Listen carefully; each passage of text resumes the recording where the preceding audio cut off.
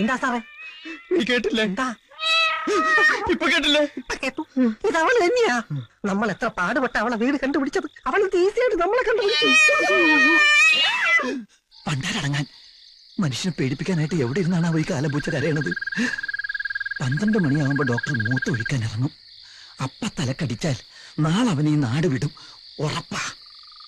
ഓച്ചിറ വേലുന്റെ ബുദ്ധി അസാധ്യം. എത്ര മണിയായി? നഷ്ടപാരായി കാണും. അവക്കിറങ്ങി നടക്കാൻ പറ്റിയ സമയാ. ആ സുശീലൻ എവിടെ? അവ അടിച്ച് പിറ്റാച്ചിടന്ന് ഉറങ്ങിയിരിക്കും. കേട്ടില്ലേ? ഇത് അവള് തന്നെയാ. പ്രതികാരം ചെയ്യാൻ ഇറങ്ങിയതായിരിക്കും. എന്തിന്? നമ്മൾ അവൾക്ക് യാതൊരു ഉപദ്രവം ചെയ്തിട്ടില്ലല്ലോ. നമ്മളല്ല, സാറ്. പോളിംഗ് ബൂത്തിൽ വെച്ചാൽ സാറിന് അവള് നോട്ടായിട്ട് കാണും.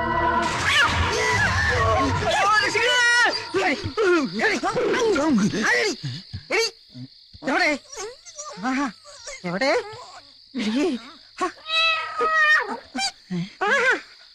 ഇവന്മാർക്ക് ഇതെന്ത് പറ്റി?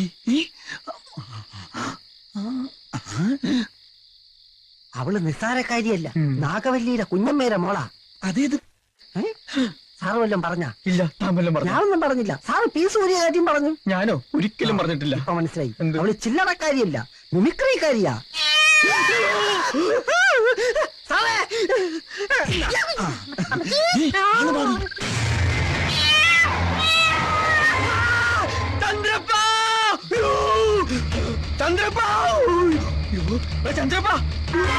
എന്തുപറ്റി? സുശീല, സുശീല, എന്താ എന്താ മനുഷ്യക്കെന്ന് ഉറങ്ങാനും സമ്മതിക്കില്ല. അയ്യോ എന്ത് പറ്റി? ചന്ദ്രപ്പനെ പ്രേതം പിടിച്ചു. ആണാ? അയ്യോ എപ്പോ? സോഡ വേണോന്നാ? സോഡ കുട്ടി ലാർജ് വേണോന്നാ? മനസ്സിലായ? അവര് സംസാരിച്ചു നഷ്ടപ്പെട്ടു. അവന് ഊമയായി. എടാ തെണ്ടി, എന്റെ തലക്കിട്ട് താങ്ങിയതാണെന്ന് ഞാൻ കണ്ടതാ. വെള്ള പാവാടയും ബ്ലൗസും, പനംകുല പോലത്തെ മുടി, ഇരുമ്പ് പോലത്തെ കൈകളുള്ള സുന്ദരിയായ യുവതി, പ്രായം 18. മൈഥിലി. ചന്ദ്രപ്പ, ചന്ദ്രപ്പ. എന്താ സാറേ? കണ്ടില്ലേ, 2 ടയറും പഞ്ചറായി. ഇന്നലെ അവൾ ഈ ബൈക്കിന്റെ പുറത്തിരിക്കുന്നത് കണ്ടപ്പോഴേ ഞാൻ സംശയിച്ചതാ. സാറിന്റെ അടുത്ത് അവൾക്ക് എന്തോ അടങ്ങാത്ത പകയുണ്ട്. സാറൊരു കാര്യം ചെയ്യും, ഹോസ്പിറ്റലിലോട്ട് പൊയ്ക്കോ. വണ്ടി ഞാൻ ശരിയായി കൊണ്ടുവരാം. ഓക്കെ.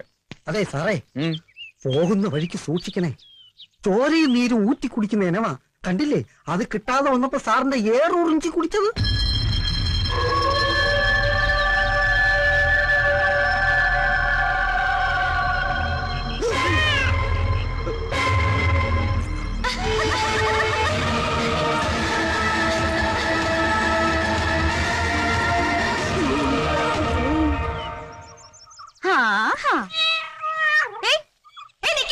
എങ്ങോട്ടാ പോന്നെ?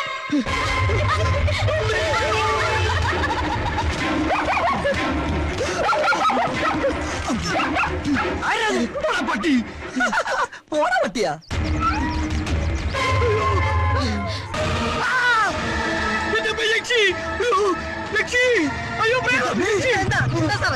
ഇന്നലെ നമ്മളെ ശല്യപ്പെടുത്തിയ യക്ഷി. യക്ഷിയോ? അവള്. അയ്യോ സാറേ, ഇത് നമ്മുടെ കോറോത്ത വീട്ടിലെ. കോറോത്തല്ല, കോണോത്ത വീട്ടിലെ. മിണ്ടരുത്. എന്താണോ?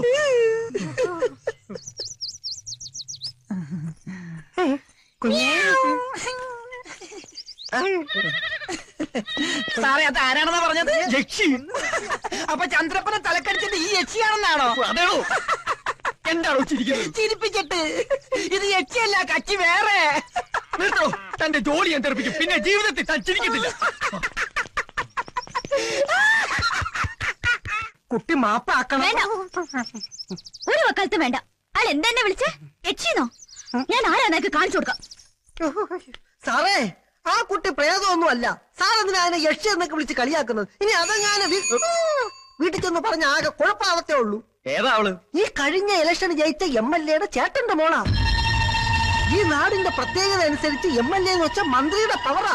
സഖാവ് കോറോത്ത് രാഘവൻ, ദുർവാസാവിന്റെ അവതാരം. അതിനേക്കാൾ ഭീകരമാണ് അമ്മ കടത്തനാട്ട് മാധവി. മക്കളെ മുലയൂട്ടി അല്ല വളർത്തിയത്, ചോരയൂട്ടിയാ.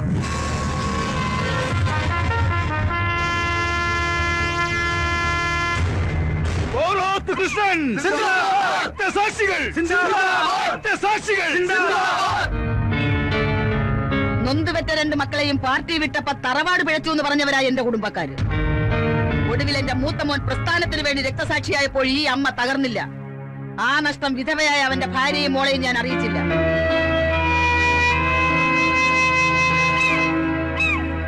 കോറോത്ത് തറവാടിന്റെ രാഷ്ട്രീയ പാരമ്പര്യം ഇക്കുറി നീ കാത്തു.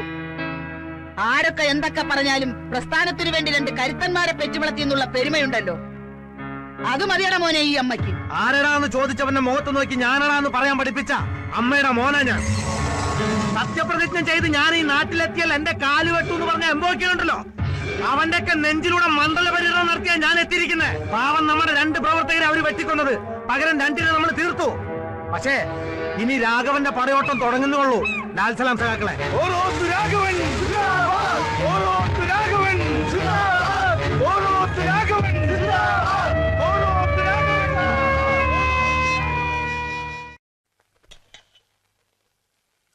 എല്ലാം കേമമായി.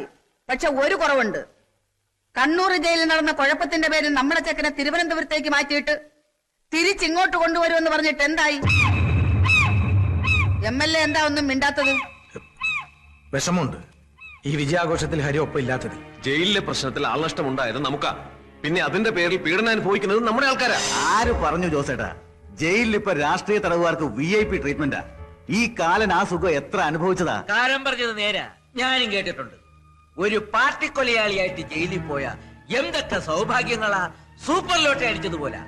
അധ്വാനിക്കണ്ട, കുടുംബത്തെ പാർട്ടി നോക്കിക്കൊള്ളും, അനന്തരാവകാശികൾക്ക് ജോലി, ജയിലിൽ നിന്നിറങ്ങിയാലോ ത്യാഗി. ഉള്ളത് പറയാമല്ലോ, ഒരുത്തനെ കൊല്ലാൻ എനിക്ക് കൊതി തോന്നുന്നു. വിടുക പറയാതെ പോകത്ത്. ഇവിടെ ഹരിയുടെ ആൾബലവും ശക്തിയും അറിഞ്ഞുകൊണ്ട് തന്നെയാ അവരവനെ മനഃപൂർവ്വം തിരുവനന്തപുരത്തേക്ക് മാറ്റിയത്.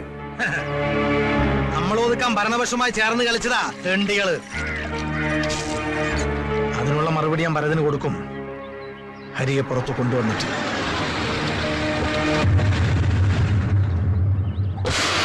എന്തായാലോ അടുത്ത മാസം 18-നാ കേസിന്റെ ഫൈനൽ സ്റ്റേറ്റ്മെന്റ്. പാർട്ടി വക്കീലെന്നും പറഞ്ഞ് കോട്ടുമിട്ട് വവ്വാലിനെ പോലെ പറന്നു നടക്കാനല്ലാതെ അവനെ ഇതുവരെ ജാമ്യത്തിൽ ഇറക്കാൻ എനിക്ക് പറ്റുമോ? അച്ഛമ്മോ, കൈവട്ടോ കാൽവട്ടോ അല്ല, കൊലപാതക.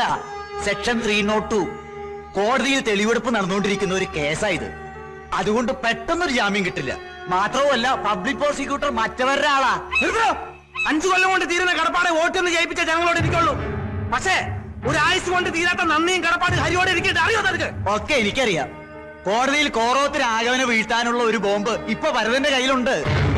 എന്താ താൻ പറഞ്ഞ? നമ്മുടെ ക്യാമ്പിൽ സൂക്ഷിച്ച രഹസ്യം എങ്ങനെയോനാണ്. സുരേന്ദ്ര, നിന്റെ അനിയൻ മുരളി കോടതിയിൽ എത്തരുത്. കൊലപാതകത്തിന് ഏക ദൃക്സാക്ഷിയായ ഇവന്റെ അനിയൻ കോടതിയിൽ എത്താതിരിക്കാനല്ല, അവൻ ഭരതന്റെ കയ്യിൽ പെടാതിരിക്കാനാണ് നമ്മൾ ശ്രദ്ധിക്കേണ്ടത്.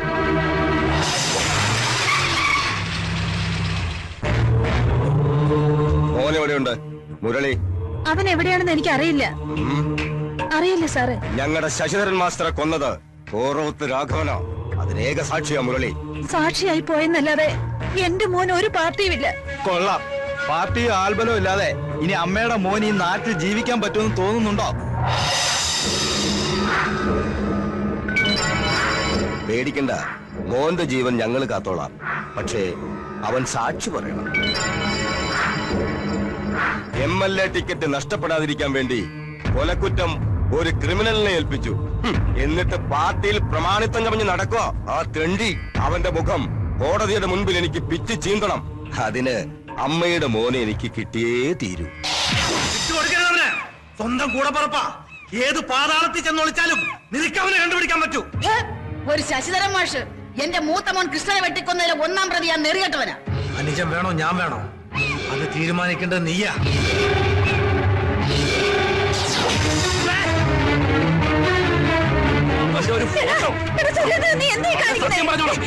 മോനെ ആ ഭരതൻ അടിയറ വയ്ക്കാന്ന് പറഞ്ഞു അല്ലേ?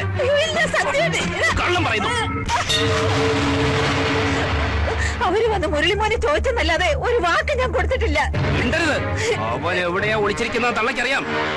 എന്റെ മുന്നിൽ മറിമായം കളിച്ചാലുണ്ടല്ലോ ഞാൻ. കൊല്ലടാ.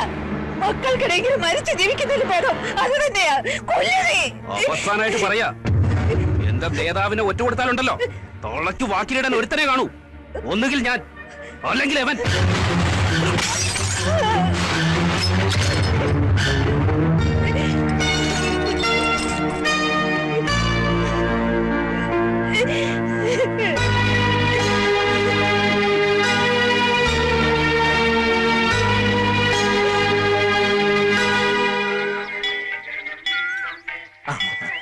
വക്കീലെ പ്രസാദം. അയ്യോ പാടില്ല, പ്രത്യയശാസ്ത്രപരമായി ഞങ്ങൾ ഇതിനൊക്കെ എതിരാ. പിന്നെ MLA പറഞ്ഞ പോലെ ഇതൊക്കെ ലേഡീസ് സെക്ഷനാ. അയ്യോ മോളെ, മോളുടെ പുസ്തകം. അച്ഛമ്മേ, ഞാനെന്ന് ആയിഷയുടെ വീട് വരെ പോയിക്കോട്ടെ. തൊഴാനിറങ്ങിയ നിന്റെ കയ്യിൽ ഈ വായനശാല പുസ്തകം കണ്ടപ്പോഴേ എനിക്ക് മനസ്സിലായി. അച്ഛമ്മയ്ക്കറിയാം നിനക്ക് മിണ്ടാനും പറയാനൊക്കെ ഒരു കൂട്ടായി ഈ ഞാൻ മാത്രമേ ഉള്ളൂന്ന്. എപ്പൊ നിന്നെ കാണുന്നു തോന്നുന്നു അപ്പൊ ഈ ലൈബ്രറി ബുക്കിന്റെ പേരും പറഞ്ഞ് ഞാൻ വീട്ടിൽ നിന്ന് ചാടും. സ്കൂൾ ലൈബ്രറിയിൽ നിന്ന് പുസ്തകം എടുക്കുമ്പോ മറ്റു ടീച്ചർമാരുടെ ധാരണ ഇതൊക്കെ വായിച്ചു തീർക്കുന്ന ഞാനാണ്. ആ ക്രെഡിറ്റ് നീ എടുത്തോ.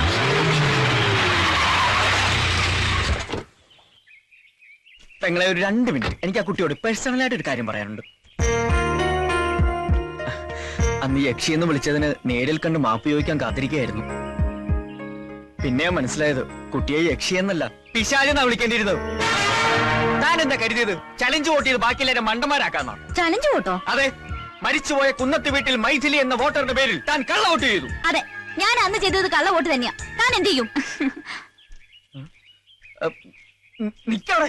അതെ, നിയമത്തിന്റെ മുന്നിൽ താൻ കുറ്റക്കാരിയാ. അതിനുള്ള ശിക്ഷ തനിക്ക് വാങ്ങി തന്നിട്ട് തന്നെ ബാക്കി കാര്യം. എന്ത് ശിക്ഷയോ? ഹെഡോ മൃഗ ഡോക്ടറെ, ഈ നാടിനെ കുറിച്ച് തനിക്ക് എന്തറിയാം? നിയമം പറഞ്ഞോണ്ട് ഇനി ഇങ്ങോട്ട് വന്നാലുണ്ടല്ലോ, നിന്ന് ചലിക്കാൻ തന്റെ കഴുത്തിന് മുകളിൽ തല കാണില്ല. താൻ ആരോടോ, ഉണ്ണിയാർച്ചയോ അതോ പൂലൻ ദേവിയോ? ആണുങ്ങളോട് ചോടി സംസാരിക്കരുത്. തനിക്ക് ഞാൻ ആരാന്ന് കാണിച്ചു തരാം. മടി.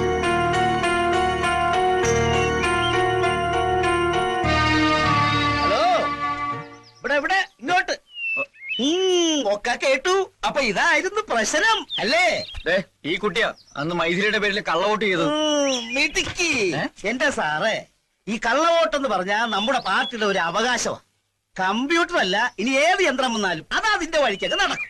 പിന്നെ ഇനി ആ കള്ളവോട്ടിന്റെ കാര്യം ചെവി അറിയണ്ട. ഇനി അതിന്റെ പേരിലൊരു തർക്കം ഉണ്ടായാൽ ആ കുട്ടിക്ക് വേണ്ടി എനിക്ക് ഏറ്റുകത്തി എടുക്കേണ്ടി വരും.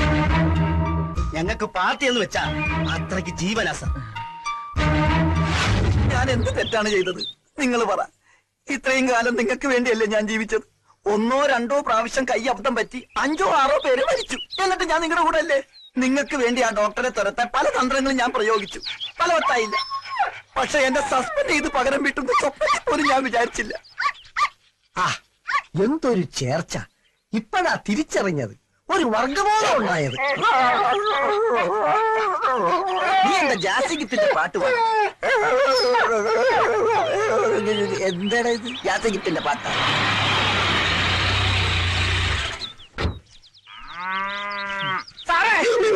എന്തോ ആ കാല് എന്തിന്? കാല് പിടിച്ച് പാപ്പ് പറയാനാ? മനുഷ്യരോട് ടെൻഷൻ അടിച്ച് അടുക്കുമ്പോൾ അയാളൊരു പോടോ മാറി. സാറേ, കാക്ക വിളിച്ചാൽ കൊക്കാകൂല, കമ്പൗണ്ടർ വിളിച്ചാൽ ഡോക്ടർ ആകൂല. എനിക്കറിയാം. തന്റെ വേദാന്തം ഒന്നും എനിക്ക് കേൾക്കണ്ട. തന്നെ കൊണ്ട് സഹി കേട്ടിട്ടാ ഞാൻ ഇങ്ങനെ ഒരു തീരുമാനം എടുത്ത് അതിൽ മാറ്റമില്ല. ഇവന്റെ ജോലി പോയപ്പോ മൃഗങ്ങൾ പോലും ഇവനെ മൈൻഡ് ചെയ്യാതിരുന്നപ്പോഴേ എനിക്ക് തോന്നി. സാറേ, ഞാൻ എവിടെ വേണമെങ്കിലും ആണയിടാം. ഇന്നു മുതൽ എല്ലാ മൃഗങ്ങളും എന്റെ ബ്രദേഴ്സ് ആൻഡ് സിസ്റ്റേഴ്സ് ആണ്. ഉത്തരവാദിത്ത ബോധമുള്ള നല്ലൊരു കമ്പൗണ്ടർ ഞാൻ ജീവിച്ചോളാം. ഇത് സത്യം. ചന്ദ്രപ്പൻ സത്യത്തിൽ എന്റെ അച്ഛനെ പിടിച്ച് സത്യം ചെയ്യുന്നുണ്ട്. എന്റെ അപ്പം മരിച്ചോയില്ലടാ. എന്തോ ഇതിനെ കുത്തിവെക്കാൻ കൊണ്ടുവന്നതാ. എന്റെ ഈ അമ്മണിക്കുട്ടി പ്രസവിക്കുന്നത് ഒരു ഓസ്ട്രേലിയൻ പശുക്കുഞ്ഞിനെ തന്നെ ആവണം. അത് നടക്കില്ല. എന്റെ കയ്യിലൊരു നാടൻ ഇരിക്കുമ്പോ നിനക്ക് ഫോറും തന്നെ വേണമല്ലടി. രത്നമ്മയിൽ നിന്ന് ഞാൻ ഈ കരിങ്കാലത്തിൽ ഒരിക്കലും പ്രതീക്ഷിച്ചില്ല. നിനക്കറിയോ, അമ്മിനിക്കുട്ടി പുഷ്പിടിയാവുന്നത് കാത്ത് കണ്ണിൽ ആവണക്കെന്ന് വെച്ച് കാത്തിരിക്കുക എന്റെ ഈ മുരിക്കുട്ടൻ. താനൊരു വികാര ജീവിയല്ലോ. തന്റെ പരിണിതമായ ആവശ്യത്തിന് ആരെങ്കിലും സഹിക്കണോ? മാറിക്കണോ? തന്റെ ഓന്റെ കളയും കൊണ്ട് ഇപ്പൊ ഇവിടെ ഇറങ്ങിക്കോണം. ഇല്ലെങ്കിൽ തനിക്കെതിരെ എനിക്ക് നിയമ നടപടി എടുക്കേണ്ടി വരും. ഒരു മൃഗ സഹജീവിയുടെ വംശം നിലനിർത്താനുള്ള മൗലിക അവകാശ സംരക്ഷണത്തിന് വേണ്ടി ഞാൻ മനുഷ്യ കോടതി വരെ കയറും. സമരമുറയിലൂടെ ഞാൻ നേടിയെടുക്കും. മൃഗങ്ങളുടെ വംശം നിലനിർത്താനുള്ള ഡിസ്ക്വാളിഫൈ. നാടൻ കൊണ്ട് നാട് നന്നാക്കുക, വിദേശ ബീജത്തെ ഒറ്റപ്പെടുത്തുക, വിദേശ ബീജം സുഹൃത്തുക്കളെ, മൃഗങ്ങളുടെ അവകാശത്തിന് വേണ്ടി മാത്രമല്ല, ഡോക്ടറായിരുന്ന പാവം സുശീലൻ എന്ന മൃഗപാലകനെ കമ്പൗണ്ടറാക്കി തരം താഴ്ത്തിയ ഈ കാടൻ നിയമത്തിനെതിരെയും ഞാൻ പ്രതികരിച്ചിരിക്കും. വേണ്ട വേണ്ട വേണ്ട, എനിക്ക് ഡോക്ടർ ആവണ്ട, എനിക്ക് കമ്പൗണ്ടർ ആയാൽ മതി. വേലുവേലിന്റെ വേല നോക്ക്. ഡോക്ടർ വാ, MLA യുടെ വീട് വരെ ഒന്ന് പോണം.